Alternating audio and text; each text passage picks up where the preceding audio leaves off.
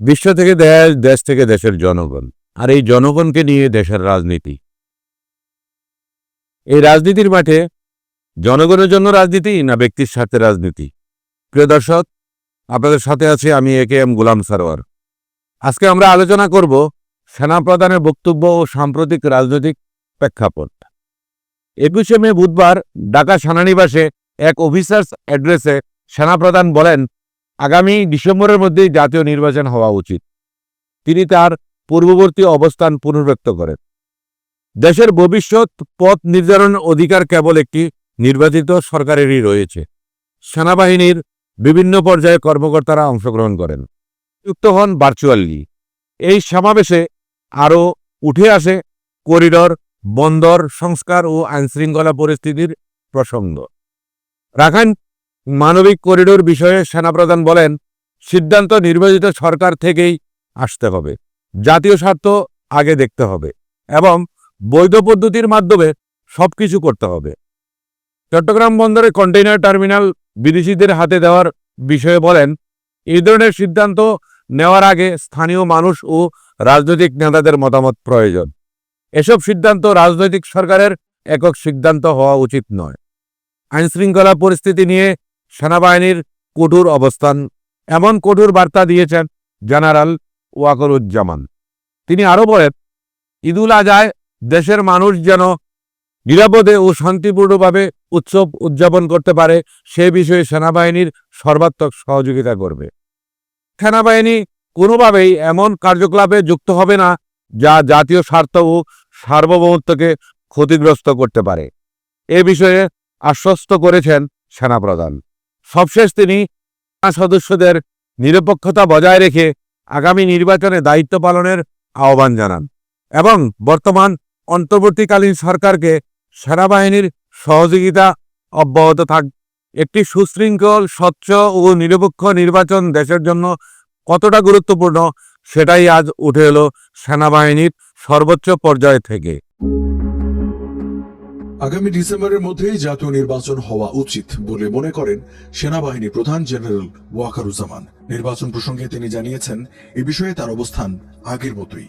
দেশের ভবিষ্যৎ পথ নির্ধারণের অধিকার একটি নির্বাচিত সরকারেরই রয়েছে।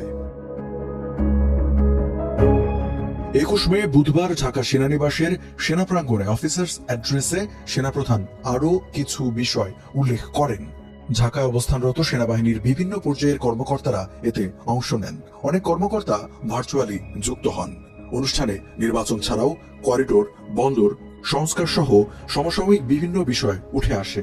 সেখানে উপস্থিত সেনাবাহিনীর বিভিন্ন পর্যায়ের একাধিক কর্মকর্তার সঙ্গে কথা বলে এই তথ্যগুলো জানা গেছে। সেনাপ্রধান মিয়ানমারের রাখাইন রাজ্যে মানবিক করিডোর সংক্রান্ত আলোচনার বিষয়েও কথা বলেন। এ সংক্রান্ত এক প্রশ্নের জবাবে তিনি বলেন, রাখাইন রাজ্যে মানবিক করিডোর বিষয়ে সিদ্ধান্ত একটি নির্বাচিত সরকার থেকেই আসতে হবে এবং তা বৈধ প্রক্রিয়া অনুসরণ করেই হতে হবে। এখানে জাতীয় স্বার্থ দেখতে হবে, যা করার জাতীয় স্বার্থ রক্ষা করেই করতে হবে। যাই করা হোক না কেন, পলিটিক্যাল কনসেনসাসের মাধ্যমে সেটা হতে হবে।